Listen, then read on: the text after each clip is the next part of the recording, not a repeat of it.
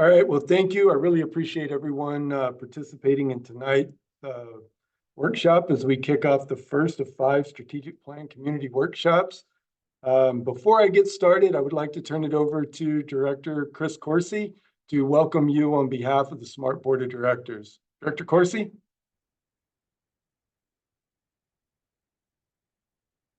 You're on mute. You're on mute.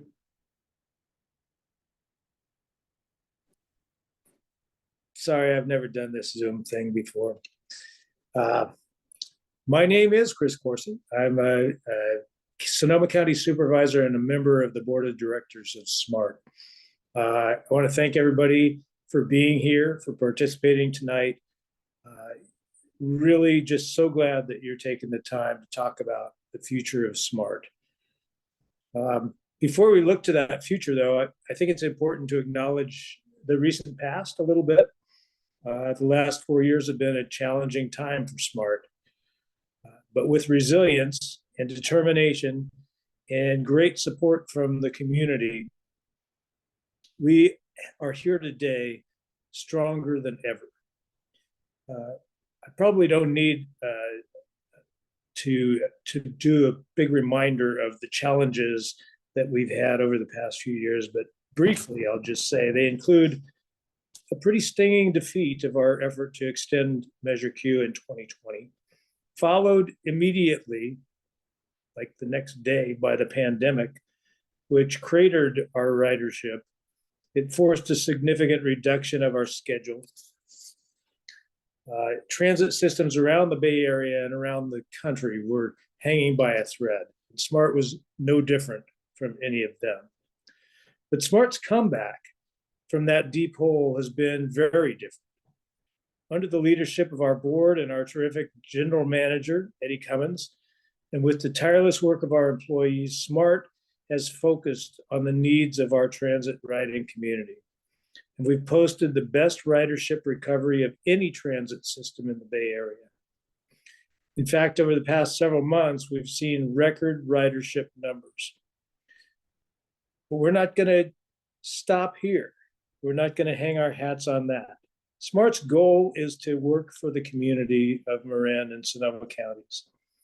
That starts with hearing from you, our public.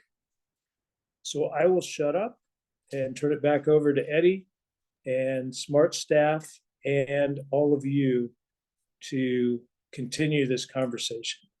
Thanks again for being here tonight. Thank you, Director Coursey. Appreciate that. Can we go to the next slide, please? Okay, so in tonight's workshop, I will go over, starting with the workshop ground rules. I wanted to talk a little bit about the strategic plan update process. I wanted to talk about the timeline to complete this update, what we anticipate. And then I think it's important to look at our prior planning activities and also acknowledge some of the results that we've achieved over the past couple of years. I also think it's important that we take a look at our future challenges. We know that there's still plenty of room out there for opportunity, and so we need to look and take a deep look at what some of those challenges are that we see today. And then in regards to tonight's workshop, we wanted to review and update our SWOT analysis, where we'll be taking an in-depth look at SMART's strengths, its weaknesses, its opportunities, and its threats. And then we will also take a minute to review our strategic objectives. Next slide, please. Oh, and I didn't have it on the slide, but there will also be a time at the end of this session where we'll have a public feedback segment where you'll have an opportunity to share your thoughts. Starting off with just a few ground rules. When you wish to speak, please use the raise hand feature. To raise your hand, go to reactions at the bottom of your screen and click the raise hand function. Keep your mic muted until you're called upon to speak.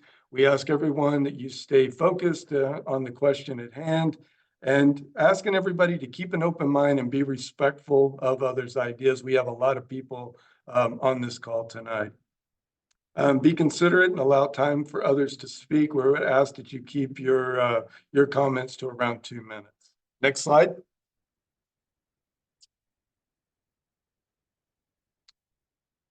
Okay, so this evening's workshop will also include an interactive component that will take place later in the presentation. We will be using Mentimeter during the SWOT analysis portion of the workshop. We will be asking you to participate via Mentimeter. To participate, you can scan the QR code with your mobile device, or you can go to menti.com in your web browser and enter the access code provided here on the screen. We also will put a direct link to tonight's Mentimeter and include the meeting access code in the chat. To save time later in the workshop, I think it'd be a good idea for everybody to get this loaded on their phone or computer now. So I will allow just a minute for everybody to get loaded up, get ready.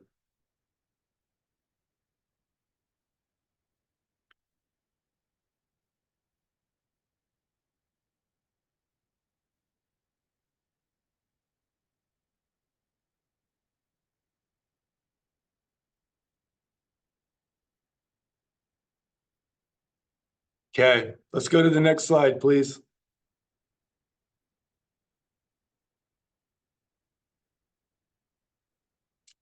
Okay, so now that we have all the formalities out of the way, let's get started. As many of you know, a strategic plan helps define the strategic direction of the organization. It establishes goals, objectives, and actions in line with SMART's vision and our mission. It promotes collaboration, collective responsibility, and accountability. The 2019 strategic plan was adopted in November 2019, and it's a requirement for us to update this plan every 5 years. This will be what we are working on tonight. What we're getting started will be the 2024 strategic plan, and will take us through 2029. Next slide, please. So as we go through this process of the strategic planning process, we will first refine objective areas. We will develop goals, strategies, and actions. We will draft a strategic plan. And then at the end of the process, we will eventually finalize the strategic plan. Next slide, please.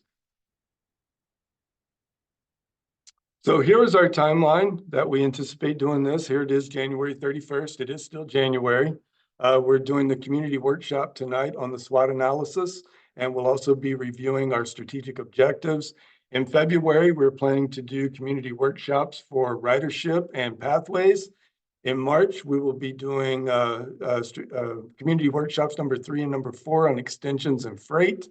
And we are also scheduled to have a COC workshop on the strategic plan on March 13th, 2024. April through July, we think it's really important as we work on developing this plan that we're getting out and letting the community know where we are, what we're doing, what we've done, and just another way to get out and get additional feedback to make sure that we're hearing the voices of the community. In August, we'll do some additional community presentations, and we also have a second COC workshop scheduled for August 14th, 2024. In September and October, we'll do additional community presentations, and we'll also start developing the draft strategic plan. The idea in November and December is for the COC to finalize the draft, and then we will take that to the board for approval in late 2024 to adopt the 2024 strategic plan. Next slide, please. So as we go through this process, I thought it was important that we take a look back at our prior planning activities. Obviously, we did the 2019 strategic plan back in 2019. Also, when I first arrived at the agency, I got here in November of 2021. In early 22, we started doing some additional strategic planning where we conducted a SWOT analysis. We did 4 listening sessions on each of our strategic objectives: ridership, pathways, extensions, and freight. And we collected a lot of information. I think there were several of you that are on the call here tonight that were a part of that. And I think when you look at what some of our strategies were and what our results have been, a lot of those things are going to look very familiar, because we didn't invent a lot of our strategies that we put in place in early 22. Those came from the community. And we used all this information to create what we call the Smart House. And we'll go a little more in depth into that. Can we go to the next slide, please? So as you look at the smart house, the foundation is our values. It says safety, integrity, stewardship, and continuous improvement. Those are the agency's values. The pillars of our house are what we call our strategic objectives. The board identified those strategic objectives of ridership, pathways, extensions, and freight. Our mission is our ceiling of our house, and it's simply we connect communities. That's our focus. That's what we do each and every day. And our vision is a smarter transportation for a smarter future. Next slide, please. So if you look at some of the strategies and goals developed from prior planning efforts, we've made some significant progress. For the sake of time tonight, I won't go through each one of the strategies and rehash all of that. Many of you know that information, and you can obviously read it on the slide. We put a check mark by those things that we felt comfortable that we had completed and accomplished. And then you can see that some of them we still need to make some progress on. But what I did want to take a moment on each one of these strategic objectives and the strategies is talk about the results. So in regard to ridership, we served 750,000 riders in calendar year 23. That was the highest year ever for SMART, and we surpassed calendar year 19 by 4.5%. We set all-time monthly ridership records in 7 of the 12 months during calendar year 23. We achieved the highest ridership recovery rate in the Bay Area in 9 straight months. We had the second highest commuter rail ridership recovery rate in the country, and we carried 100,000 bikes in calendar year 23. That was 32% higher than 2019, which, as you would imagine, was a new all-time record. Next slide, please. In regards to pathways, again, we made some headway here. We all know we still have some more work to do on our pathways, but looking at some of the results, we opened Lakeville Boulevard to Payran Street, and what we have under construction is enormous. We have McGinnis Parkway to Smith Ranch Road. We have South Point Boulevard to Main Street, Golf Course to Bellevue Avenue, and we have Airport Boulevard to Windsor, all under construction. I'm also happy to report that we were able to fund the design and environmental for Portezuelo Hill segment. And we're currently designing and permitting 12 additional pathway segments. Another thing that we're very happy to report is that we're implementing a wayfinding program, and we hope to have all the signs installed in the spring of 2024. Next slide, please. In regards to extensions, we've again made some progress in this area. We secured $205 million in grants to leverage Measure Q funding to do some of the things that we've done and make the progress that we've made. We've started Petaluma North construction, and we have recently reactivated Windsor construction. We have secured $106 million of required funding for Healdsburg, so we're continuing to make progress on that segment as well. And with our East Line segment, we are currently working with our partners on that one to develop that corridor. But as many of you know, we were recently selected, this alignment was recently selected for the Corridor ID program. And we're currently working with Caltrans on a rail service plan analysis for this corridor. I'm told that that'll be ready for prime time and ready to start showing probably in the next 3 to 4 weeks. So that's good info. Next slide, please. In regards to freight, we've made some progress, and we'll talk about some additional challenges that we have there, but we have made some progress. In 2023, we delivered 588 carloads to customers in Petaluma. We acquired some new business, not a ton, but we did get some new business last year. And really, one of our main focus has been repairing that alignment out there on the Brazos branch. And we've repaired multiple bridges. We've replaced over 500 ties and other miscellaneous improvements. But I'm really proud of that, of our freight team, of what they've been able to accomplish. That team's been very, very busy over the past couple of years and done a lot of great work. And we've also secured $1.46 million in grants for capital upgrades as well as operations support. Next slide, please. So it's always easy and fun to talk about all the things that the agency's been able to accomplish over the past few years. But we know, and we have to be very well aware that we still have a lot of challenges. Ridership is still below EIR projections. You know, if you look at the EIR, It called for 5,000 plus riders per weekday by 2025. Now, to put that into perspective, that assumed that the system would be completely built out all the way from Larkspur to Cloverdale, which we know isn't done. But you know, still that we haven't reached that 5,000 riders a day number. And I can tell you, and my staff can tell you, that is very much a goal for us that we have every intention of hitting. Pandemic impacts is something we all need to be aware of. We need to think about that. Work from home is a real thing. I think we can all acknowledge people do not go to the office 5 days a week anymore. It's more like 2 to 3 days a week, probably max. And so it's something that we need to think about as we think about our system and how we make it meet the needs of the community. But that's a real thing that we need to be concerned with. First and last mile challenges, they're still out there. We've made a little bit of progress here and there, but I don't think that we've solved that problem. And we know that we need to do more, and we need to be focused on solving those first and last mile issues. Another thing that concerns me on a regular basis is on time and on budget delivery. We've been able to secure a lot of money. We've made a lot of promises. We've got a lot of things going. But I think the community fully expects us to execute, to deliver. And we need to do that on both the pathways and our rail extensions. We need to deliver.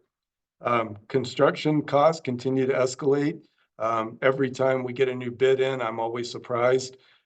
It's not just us, it's everybody across the country, it's everybody in our area.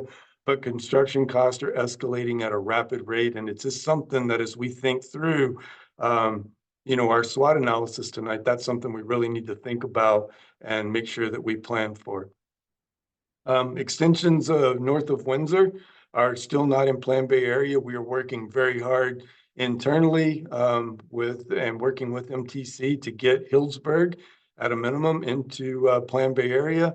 But as of today, we still don't have it in there, but we are going to continue to work very hard to get that project into Plan Bay area. Freight budget currently has an operating deficit. That's something we need to be very concerned about. There's a lot of things that we need to work on there. We'll talk way more about that when we have the strategic planning workshop for freight in March. But that is something that is very much on my mind, that we have to be able to figure out how to fill that operating deficit. Public perception and local support. I think we all like to think that we've made some level of progress over the past few years, but we all know that it's not where we want it to be. We always want it to be higher. We always want it to be better. And so I think we need to stay focused and be aware that public perception and local support is something we need to continue to work to build. And then the elephant in the room all the time for us is, and everybody that's on this call knows this, our Measure Q sales tax expires in 2029. Our CFO did a presentation to the board a couple of months ago, maybe 3 months ago, to talk about this. And, the sales tax expires in 2029, but there's things that we would have to start doing in 2027 to make sure that we have money to operate to get us probably through 2030. So anyway, just as we think through our strengths, weaknesses, opportunities, and threats tonight, it's very important that we acknowledge that Measure Q sales tax, we have to pass it, no question about it, by March of 2029. Next slide, please. So now we are going to get into the meat of tonight's workshop. We are going to go through our SWOT analysis. A SWOT analysis helps an organization develop a strategic plan by taking advantage of its strengths, addressing its weaknesses, capitalizing on opportunities, and mitigating threats. And so as we look through this tonight, we're going to go through, and I want to tee this up a little bit. What we're going to do is we are going to use an example of our 2022 SWOT analysis, and we're going to go through each one of those categories of strengths, weaknesses, opportunities, and threats. And essentially, we're going to say, okay, this is where the agency was. We felt like we were in 2022. What has changed as we look at today and we look out to 2029? So next slide, please. So this is what we had in 2022. This was early 2022. And the strengths that were identified were, we felt like we had a dedicated, highly skilled staff at SMART. There was safe and reliable service. We had a modern, comfortable train. We had strong bidirectional commute patterns, meaning that people were going both north and south. We had bike train synergy.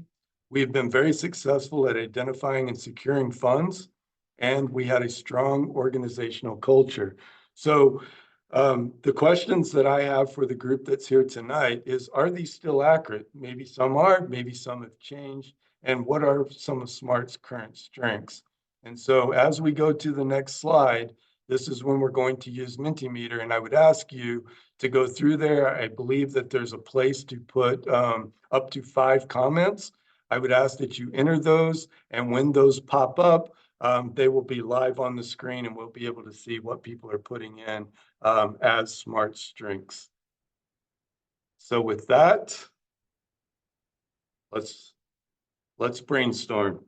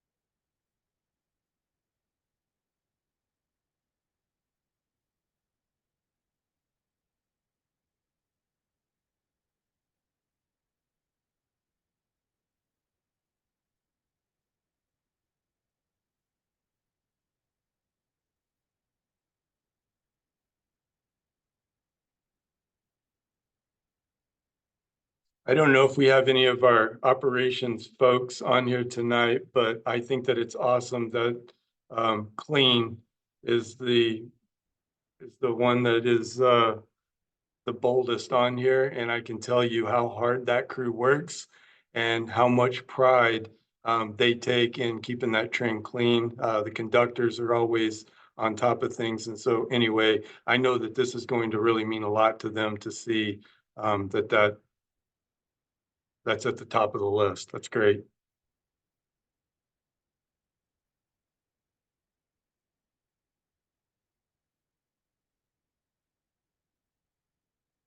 Okay.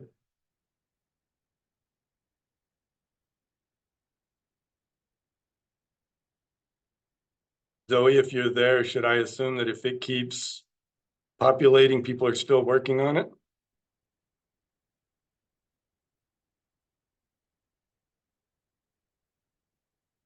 Yes, I think we've logged 101 responses, but we're slowing down now, so I think we can advance. Okay, thank you. Let's go to the next slide. So strengths are always fun. I'm not going to lie to you. Those are always the fun ones, right? It's nice to say, hey, this is what the train does well. This is what staff does well. Those things are always great. When you get to the weaknesses, it gets a little more difficult because you're really having to take that honest look in the mirror and say, okay, really, what are those things that we're just not doing a super great job on? We just don't have those. It's just a weakness overall. And so in 2022, what we acknowledged was first and last mile connections, a single track system, early and late service, limited number of destination stations, public perception and local support was listed as a weakness, minimal staffing levels with long hiring timeline, parking capacity and paid parking. And there was just this feeling internally in the organization that everything was a priority, which meant that really nothing was a priority. And so again, I asked the same question we asked before, are these still accurate? And what are SMART's current weaknesses? So with that, we can go to the next slide and start the brainstorm.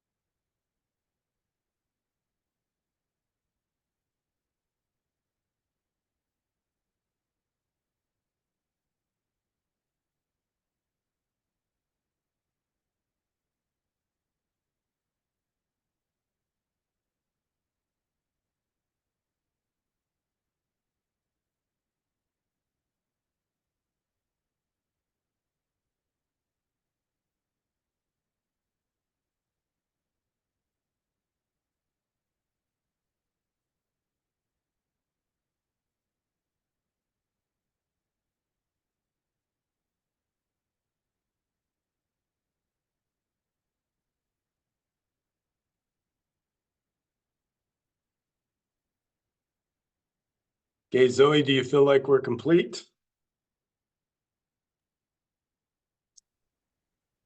Well, they're still coming in here, Okay, but we're getting close to where we finished off last time. okay.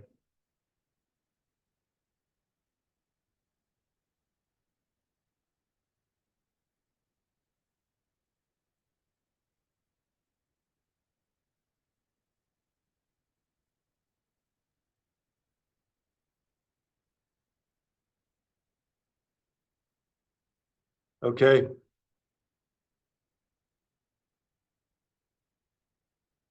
Oh, still coming.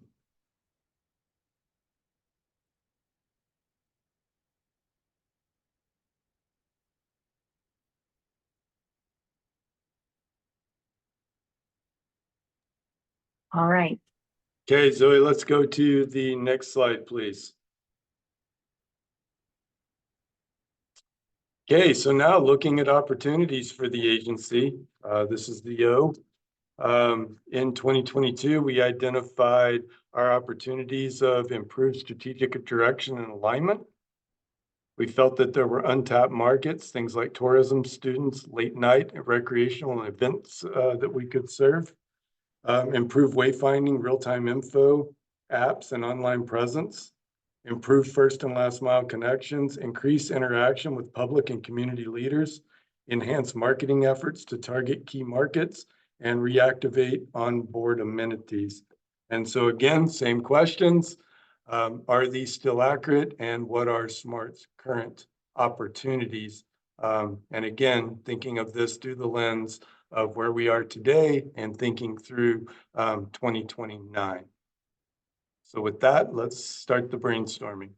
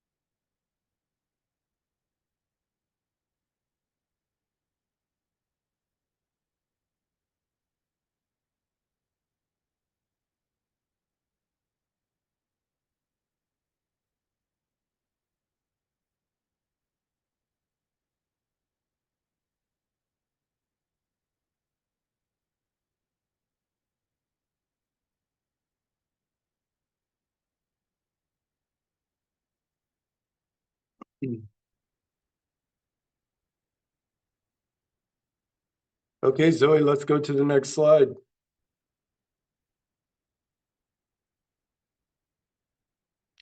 Okay, now we are moving to our threats. This is those things that we need to be concerned about, kind of those external components.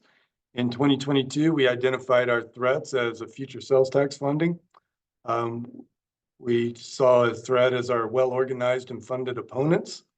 We identified that extensions north of Windsor and east of Novato, not in Plan Bay Area 2050, which really limited our ability to compete for grants.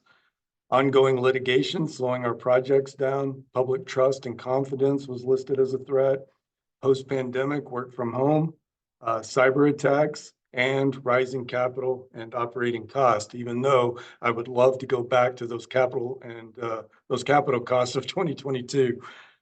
So again, same questions for this group. Are these still accurate, and what are SMART's current threats? So with that, let's go to the next slide. to the brainstorming session.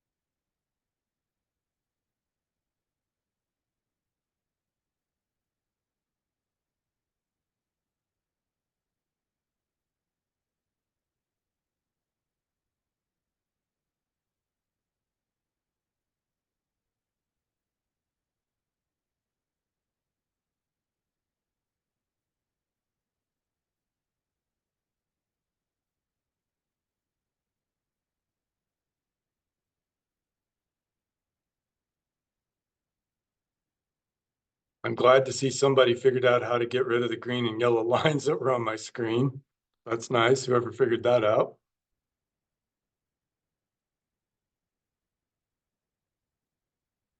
We've got you, Eddie. Okay, thank you.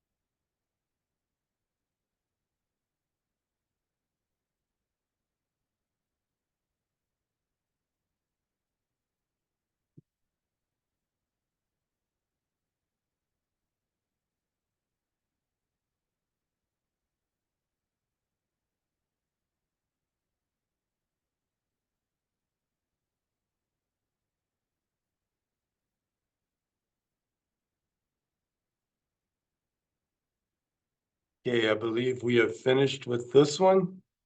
Oh, never mind. We're still going.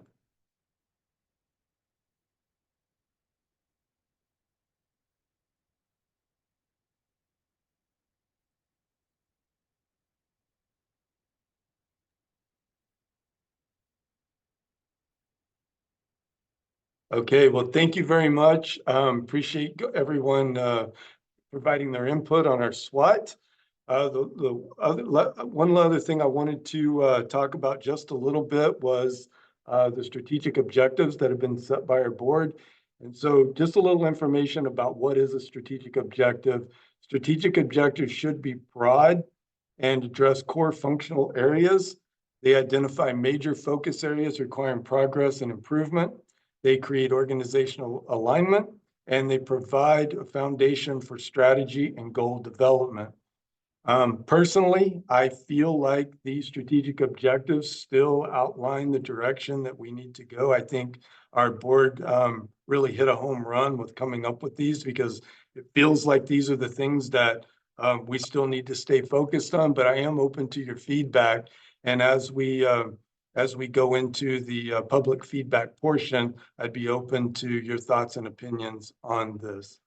So with that, can we go to the next slide? So with that, I'd like to open it up for public feedback. This is your opportunity to speak about SMART's strengths, weaknesses, opportunities, and threats, as well as the agency's strategic objectives. Please remember, raise your hand to speak. Keep an open mind, be respectful of others. And again, let's keep comments to around 2 minutes so we can allow time for others to speak. I haven't done a count of how many people are on this call, but it is, I believe, well over 50, probably more than that. Has anybody counted? Anybody know how many people we have? No. Okay. So anyway, if you would like to talk, if you would like to share your thoughts, please use the raise hand feature and I'll call on you.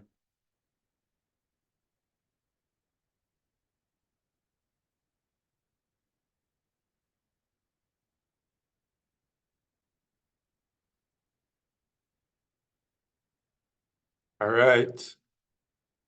First one up is Chris Corsi. Hi, Director Corsi. Yeah, I didn't want there to be no hands at all. So I'll break the ice here. I really appreciate, the participation here. It's great to see. And I've never seen this kind of format before. It's very interesting. And it's hard to pick things out of all those words that come up on the screen. But a couple things did stand out to me. And one was, in the list of threats, public perception and public opposition are serious threats to SMART. We had 70% of the voters in Marin and Sonoma counties in 2008 say that they wanted SMART, and they were willing to pay for that with Measure Q. I believe that we've delivered on what not everything we promised, but everything that we could deliver from what we promised. And we went through the Great Recession at the almost immediately after the vote in 2008. It hampered our ability to build out the whole system, so our ridership is lower.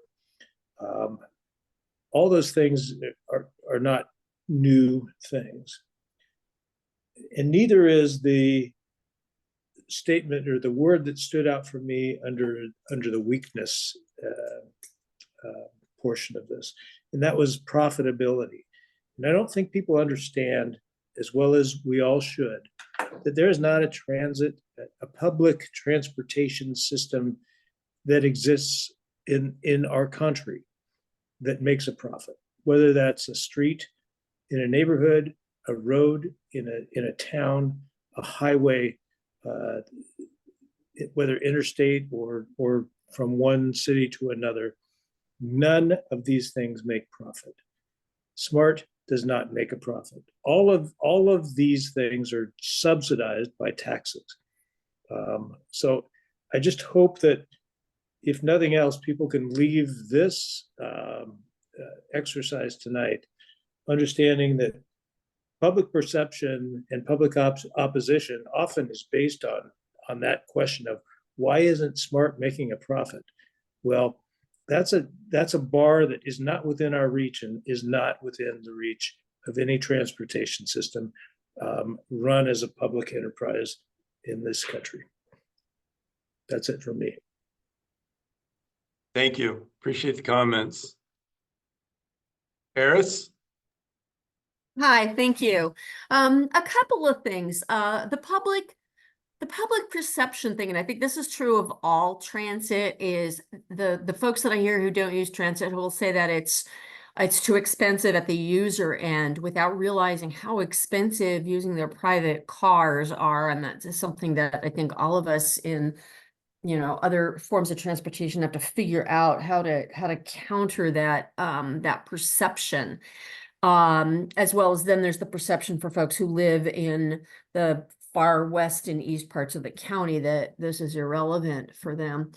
I kind of, the bi-directional commute that was listed as a strength, I don't actually perceive as accurate as someone who uses the train fairly regularly to commute north in the morning and south in the evening. And even both weekdays and actually even on the weekends too, it's it feels like the schedules are far more optimized for people going south in the morning and north later.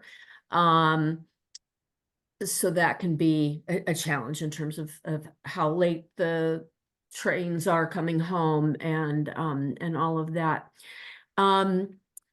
I see more and more and more bikes every day on the train, which is great.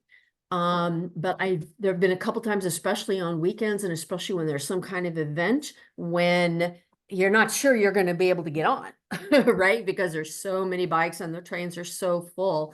And I have yet to hear a plan for how to increase bike capacity, which I think is going to be really important because there are people who use it as a way to, go take their bike and go ride in a different area on weekends, and then the commuters. But as soon as people start not being able to get on with the bike, then that's going to back off. And I just see it as such a great opportunity for bike related tourism, as long as that can, continue to grow and be accommodated. Thanks. Thank you, Eris.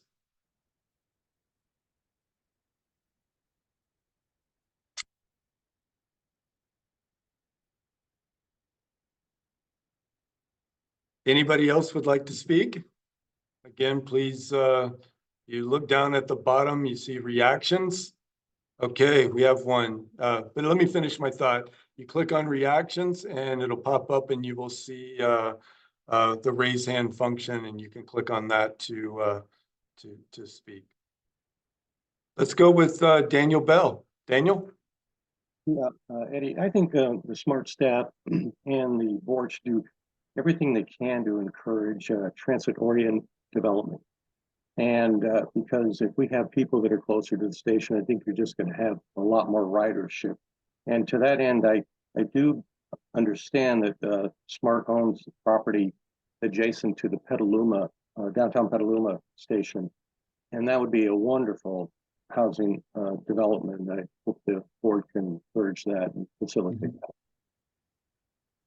Thanks. Thank you. Patrick? Patrick? There you go. Good evening, Eddie. Good to see you. Well, I just wanted to congratulate you on the process and all that you and your staff have achieved and accomplished. It's really incredible the job that's been done since we've started spending the money for the rail and the pathway, the building and construction, and really optimizing those accomplishments with the resources available. In addition, there's been some really neat changes it's been seeing, with the board of directors and the culture in the organization from folks that interact and everything. It's really improved materially. So I wanted to compliment you and thank you for that. And then kind of following up on Chris's comments about the opportunities, urge you to look at some big use customers. I just give you a couple examples, but they're all up and down the rail lines. It's people like at the Civic Center and at Northgate and at Embassy Suites. Are there ways to give them a financial incentive by getting like a group discount, like the people of the Civic Centers, a possibility, like a game theory to advance large user groups? and see how you can pull some of those folks in. And that ties in with what you talked about, Eddie, what some of the comments that were down, like getting the first and last mile connections. How do we get those things put in? I think we're at a really great spot to look at that and do planning. And I know those things are on the table to do that. And so that's really good. And then, one of our key points at WTB TAM is to fulfill the promise of the pathway along the entire rail corridor. And you're doing a great job. You've really made a great comeback in the fourth quarter. And, just want to, again, compliment you on that. We're really looking forward to working with you and all those that are involved to fulfill those promises and to have a great transportation system, great transit system, bicycles and the train, and connecting with other transit systems. Thank you. Thank you. I appreciate that, Patrick. And I think all the, you really have to thank the whole team at SMART on that deal. Our engineering team, unbelievably busy right now. They got a lot of things going on, but they're continuing to deliver. So thank you for that feedback. We appreciate it. Dwayne. Yes, I just basically wanted to say, I agree with Daniel, that the transit-oriented development will be great. I would agree that with Bell, Mr. Daniel, I'm sorry, the first name I wanted to say was not, anyway, I agreed with the gentleman who said it transit-oriented is good, and the other one who said you're doing a great job, both you and your team, Eddie, and I'm very impressed. And the one thing I was surprised at was the amount of freight delivered to Petaluma, and I think that's fantastic. That's a good place to supplement our income. So just keep up the good work, and thank you. Thank you, Dwayne. Does anyone else wish to speak? I know we have a couple of our COC members on here tonight. Is any of you would like to speak on this? Oh, Karen Buchanan. Hi there. Hi. I'm a 28-year public employee with the Golden Gate Bridge District, and I worked on the stewardship of the right-of-way when it was the old NWPRA, and so I have a long history following the train history, and I'm just happy that you guys have made it this far. And none of those threats and challenges are insurmountable. And I think, we'll get into the next decade, and improve the public transit. The whole public transit system everywhere. Golden Gate Transit is hurting. Ridership is down everywhere. Public perception is like, we need to get back to that attitude from the 1970s when there was federal mandates to support public transit. And I think you're doing a great job given the circumstances. So keep up the good work. Thank you. Appreciate that.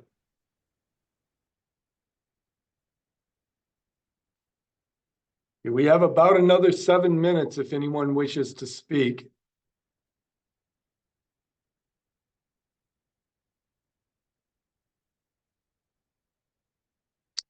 Debbie.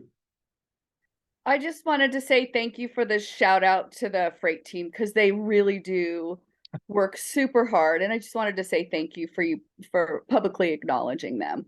Yeah, you bet. That's easy to do. The SMART team in general, I appreciate people saying the kind words and things, but the bottom line is our team is top notch, best of the best. And it's really nice to be a part of a team like this. So thank you for that. Eris. Hi, I was just thinking about looking toward the next sales tax renewal. And I know that I have both publicly and privately shared, what my constituency needs to see in order to support renewing it. And, I'm pleased that things look like they're moving in the direction that is going to be so. But there's all the people who aren't here in the room who voted no the last time for reasons that we don't know. And I guess I'm wondering if anyone has been doing surveys or focus groups, or what research has been being done about the opposition, of like, what would it take for you to support this? I mean, that's something that I ask people frequently when I'm trying to get something passed, is what would you need in order to say yes to this? And I don't know, do we know what that would be for, you know, a lot of the other folks that are out there who were in opposition? So, you know, I don't have a lot of information to share on that, but what I can tell you is that the primary focus of ours has been to deliver. Mhm. Whether that is delivering a better system, whether that's completing projects, whatever it was that we felt like we needed to do. And, you know, any of the smart staff will tell you that our number one goal is to make sure that we meet the needs of the community. And so over the past, you know, couple of years that I can speak of, that I've been a part of the team, that's been the primary focus. But you're right. At some point, we have to understand what those other things are and what we have to do. And so we'll be on the lookout for that. I think that's really good feedback. Thank you. Neil?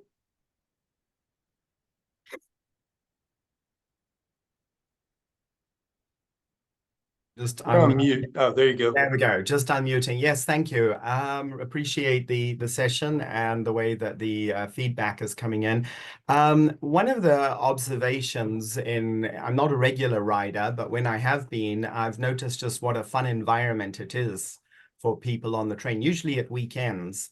And I wonder if that can't be portrayed more, and also perhaps make it easy for somebody, an individual, to take a family on board and buy all the tickets, or for somebody to buy friends tickets, you know, really to host them, but some facility in the smart e-tickets to have multiple people on that ticket. It's just an idea, but it's, you know, really it would be how to have people host others, really, is what it amounts to. I think in the early stages of it, that may be too difficult for the ticketing system, but No, we have some level of that capability now with the app. We have an app that you can buy your fares on, and so you can buy multiple passes on that app. Okay, good. Yeah. A lot of people utilize that, especially for exactly what you're referring to.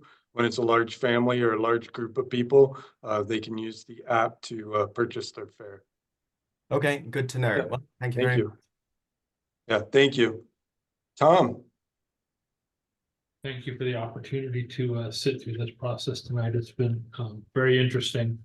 I just wanted to say, as a member of the COC committee, that I'm delighted and amazed at how much transparency there is with the community and with the COC. And I just wanted to, I believe that that's one of the strengths that SMART has, is the transparency of what's going on. I think that will go a long way to helping public perception. I do think that your number one issue that needs to get worked on before there's fundraising again is public perception. So I'm hoping to be a part of that, or help if I can in any way. And I think that everyone that's working with SMART should work on trying to get that done. Thank you. Okay, well, thank you. I appreciate that. Can we go to the next slide, please? Looks like we are going to finish up just in time. You know, it goes without saying, but we want your participation. We want your input. If things come to mind that you want to submit and share, you can use our online comment form. I won't try to read that SurveyMonkey address, but there's the link where you can provide that information. Would also encourage people to come back and participate in future meetings, upcoming online community workshops. Again, they will be just like tonight. They'll go from 6 p.m. to 7 p.m. And we have Wednesday, February 7th, we'll be talking about ridership. On Wednesday, February 28th, we'll be discussing pathways. And on Thursday, March 14th, that'll be workshop number 4. We'll be talking extensions. And then on Wednesday, March 27th, workshop number 5, we will be discussing freight. So spring and summer 24 will be ongoing community outreach, where we'll be sharing where we are in the process and collecting additional feedback from the community. In the fall, we will draft and draft our plan and do public workshops. And then in the winter of 2024, our board will finalize the 2024 strategic plan. Next slide. With that, I'd like to thank everyone for participating in tonight's workshop. We've completed a lot of good work tonight, and I'm really, really excited about the future. So thank you very much. I appreciate everybody participating. Have a great night.